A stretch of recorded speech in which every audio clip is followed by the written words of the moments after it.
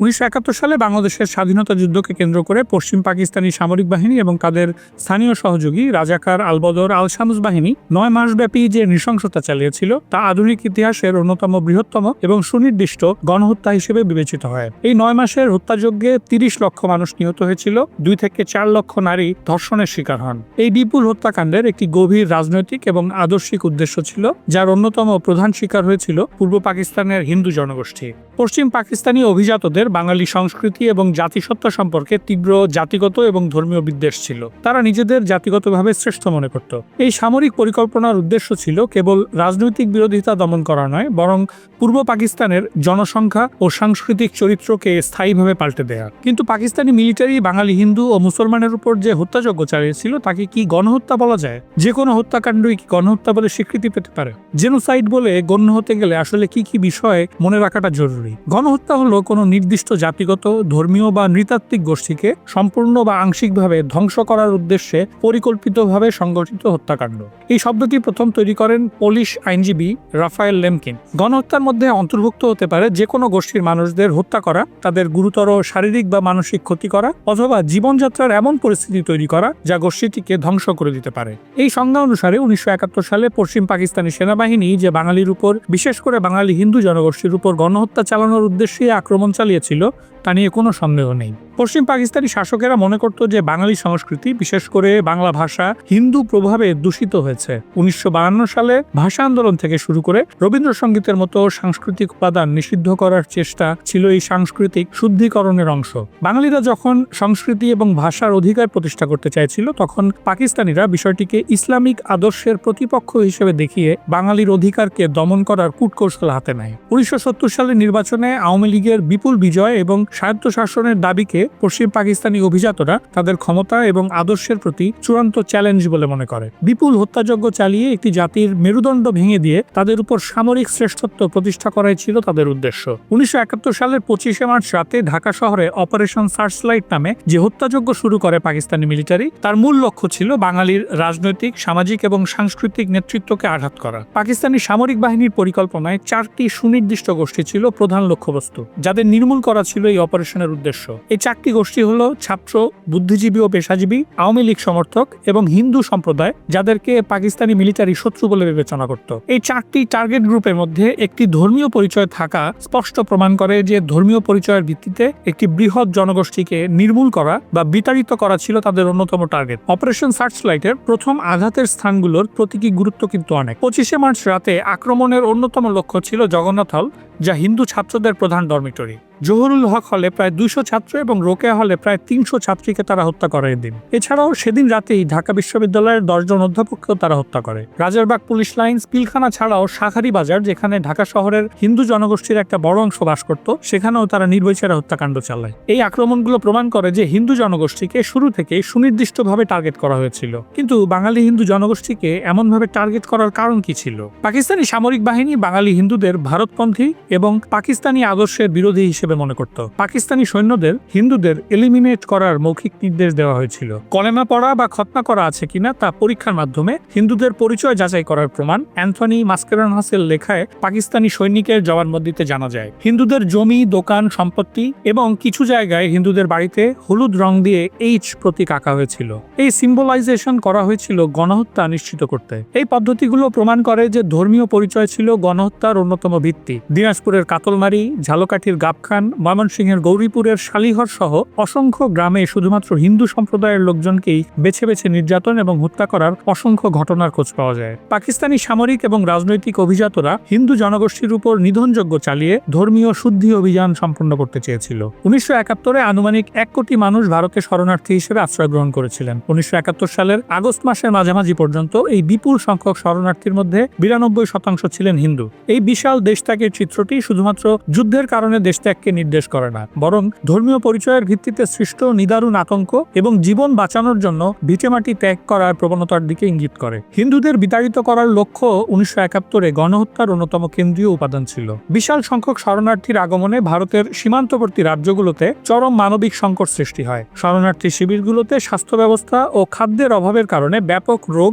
এবং অপুষ্টি দেখা দেয়, যার ফলশ্রুতিতে বিপুল পরিমাণ মানুষ প্রাণ হারায়। যদিও তারা সরাসরি যুদ্ধে মৃত্যুবরণ করেননি, কিন্তু পরিস্থিতির প্রভাবে ভাবে তাদের মৃত্যু হয়েছিল, যা গণহত্যার পরিবেশ সৃষ্টির অন্যতম প্রমাণ। 71-এ বাঙালি হিন্দুর এই বিপুল মাত্রায় দেশ ত্যাগের পেছনে আরো একটি বড় কারণ ছিল 1965 সালে ভারত পাকিস্তান যুদ্ধ। এই যুদ্ধের সময় হিন্দুরা ব্যাপকভাবে দেশ ত্যাগ করতে বাধ্য হয়েছিল, যার প্রধান কারণ ছিল পাকিস্তানের শত্রু সম্পত্তি আইন। এই আইনের অজুহাতে হাজার হাজার হিন্দু পরিবার জমি হারায় ও বাস্তুচ্যুত হয়। এই আইনে প্রায় 26 লক্ষ একর জমি হিন্দুদের কাছ থেকে বেদখল করা হয়েছিল। 71 সালেও এই ঘটনার দগদগে স্মৃতি হিন্দু জনগোষ্ঠীর মনে ছিল এবং তারা ধারণা করেছিলেন যে যুদ্ধ শুরু হলে তাদেরকে আলাদাভাবে টার্গেট করা হতে পারে, যে ধারণা সত্যি বলে প্রমাণিত হয়েছিল। 1961 সালের আদমশুমারি অনুসারে পূর্ব পাকিস্তানে হিন্দু জনগোষ্ঠীর সংখ্যা ছিল 94,50,000 আর মুসলমান 6,10,00,000। 1971-এর আগস্ট মাসের মাঝামাঝি সময় পর্যন্ত 75.56 লাখ শরণার্থীর মধ্যে 69.71 লাখ ছিল হিন্দু, 5.41 লাখ মুসলিম এবং 0.44 লক্ষ অন্যান্য ধর্মের মানুষ ছিলেন। এই হিসেবে দেখা যাচ্ছে যে মোট শরণার্থীর 92% ছিল হিন্দু। যদি 71-এর মধ্যভাগের ভেতর অন্তত 60 লাখ হিন্দু ভারতে শরণার্থী হয়ে থাকেন, তাহলে সেই সময় পাকিস্তানি বাহিনীর দখলকৃত বাংলাদেশে থেকে যাওয়া হিন্দু জনসংখ্যা ছিল 36 লাখ। গণহত্যা জাদুঘর 100টি গণহত্যার উপর গবেষণা করে দেখেছে যে 42.17% হিন্দু এই গণহত্যাগুলোয় নিহত হয়েছে। মোট নিহতের সংখ্যা যদি 30 লাখ হয়, তাহলে এই হিসাবে বাংলাদেশে থেকে যাওয়া হিন্দুদের মধ্যে প্রায় 12 লাখ হিন্দু নিহত হয়েছেন। অর্থাৎ শরণার্থী না হয়ে যারা দেশে থেকে গিয়েছিলেন তাদের প্রায় 1/3 হিন্দু, অর্থাৎ প্রতি 3 জনে 1 জন গণহত্যার শিকার হয়েছেন।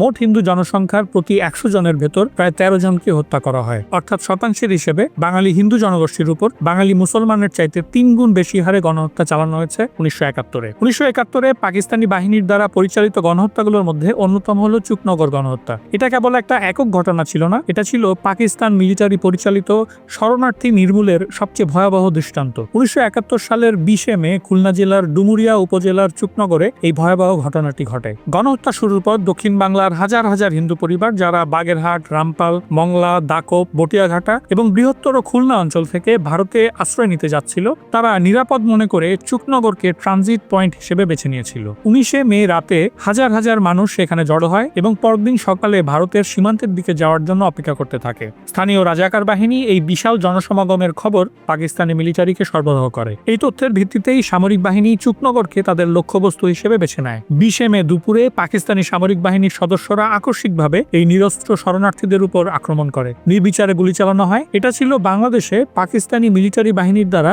একদিনে সংঘটিত সবচেয়ে বড় হত্যাকাণ্ড। সেদিন প্রায় 10 থেকে 12 হাজার নিরীহ শরণার্থী গণহত্যার শিকার হয়। শরণার্থী স্রোতকে লক্ষ্যবস্তু করার মাধ্যমে পাকিস্তানিরা বোঝাতে চেয়েছিল যে ধর্মীয় সংখ্যালঘুদের দেশ ত্যাগের চেষ্টাও নিরাপদ নয়। চুকনগরের পাশাপাশি দেশের অন্যান্য অঞ্চলেও হিন্দু সম্প্রদায়কে লক্ষ্যবস্তু করে বহু গণহত্যা সংঘটিত হয়েছিল, যেমন 23 এপ্রিল 1971-এ জাঠিভাঙা গণহত্যা। দিনাজপুরের এই ঘটনায় প্রায় 3000 বাঙালি হিন্দু ও রাজবংশী সম্প্রদায়ের মানুষকে হত্যা করা হয়। ডাকরা গণহত্যা 21 মে 1971-এ বাগেরহাটের ডাকরা গ্রামে শান্তি কমিটি ও রাজাকারদের দ্বারা নিরস্ত্র হিন্দু শরণার্থীদের উপরে এই হামলা চালানো হয়। প্রায় 2000 মানুষ সেদিন হত্যাকাণ্ডের শিকার হন। চুকনগর গণহত্যার পরদিনই এই ঘটনা ঘটা প্রমাণ করে যে হিন্দু শরণার্থীদের উপর আক্রমণ করা ছিল একটি বৃহত্তর সমন্বিত সামরিক কৌশল। গোলাহাট গণহত্যা 13 জুন 1971। সৈয়দপুরের গোলাহাটে হিন্দু মারোয়ারি গোষ্ঠীর 447 জনকে এদিন হত্যা করা হয়। ট্রেনে উঠিয়ে দেশ ত্যাগ করার সুযোগ করে দেওয়ার নাম করে পাকিস্তানি সেনাবাহিনী এবং তাদের সহযোগী অবাঙালি বিহারি এবং বাঙালি রাজাকার আলবদর আল শামস বাহিনী সম্মিলিতভাবে এই মানুষদের নির্বিচারে হত্যা করে। 1961 সালের আদমশুমারিতে হিন্দু জনসংখ্যার অনুপাত ছিল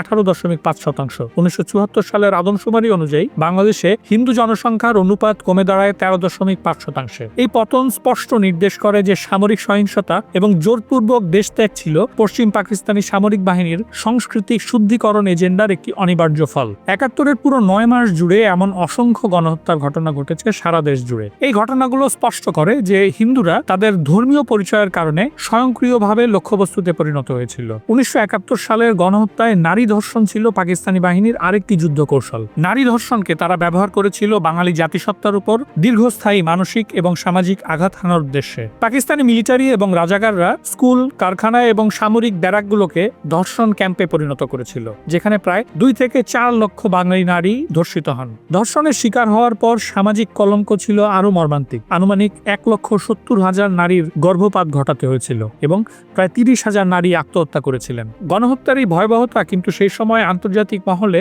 যথাযথ স্বীকৃতি পায়নি। এর প্রধান কারণ ছিল কোল্ড ওয়ারের ভূরাজনৈতিক সমীকরণ। 1971 সালে মার্চ মাসে ঢাকায় নিযুক্ত তৎকালীন মার্কিন কনসাল জেনারেল আর্চার কে ব্লাড এবং তার অধীনস্থ কর্মকর্তারা ওয়াশিংটনে একটি তারবার্তা পাঠান, যা ইতিহাসে ব্লাড টেলিগ্রাম নামে পরিচিত। এই তারবার্তাটি ছিল মার্কিন প্রশাসনের নীতির সরাসরি সমালোচনা। এই তারবার্তায় তিনি স্পষ্ট উল্লেখ করেন যে পাকিস্তানি সামরিক বাহিনী বাঙালি হিন্দু সংখ্যালঘুদের টার্গেট করে গণহত্যা করছে। ব্লাড টেলিগ্রামের মাধ্যমে অভ্যন্তরীণভাবে গণহত্যার তথ্য নিশ্চিত হওয়ার পরেও মার্কিন প্রেসিডেন্ট নিক্সন এবং জাতীয় নিরাপত্তা উপদেষ্টা হেনরি কিসিঞ্জার এই বিষয়ে নীরব থাকার সিদ্ধান্ত নেন। 1971 সালের হিন্দু গণহত্যা এবং সামগ্রিক বাঙালির উপর পরিচালিত নৃশংসতা প্রমাণ করে যে রাষ্ট্রীয় মদতে জাতিগত, ধর্মীয় ও সাংস্কৃতিক বিদ্বেষের ফলে মানব ইতিহাসে কি চরম মূল্য দিতে হতে পারে। আন্তর্জাতিক গোষ্ঠীর উচিত এই গণহত্যার সত্যকে স্বীকৃতি দিয়ে বিচারহীনতার সংস্কৃতির অবসান ঘটানো। ভবিষ্যতে এমন অমানবিকতা যাতে আর না ঘটে সে বিষয়েও যাতে সতর্ক থাকা সম্ভব হয়। যদিও সাম্প্রতিককালে ঘটে যাওয়া গণহত্যাগুলোর দিকে খেয়াল করলে সেই বিষয়ে আশাবাদী হওয়ার মতো তেমন কোনো কারণ চোখে পড়ে না। ভিডিওটি ভালো লাগলে লাইক করুন,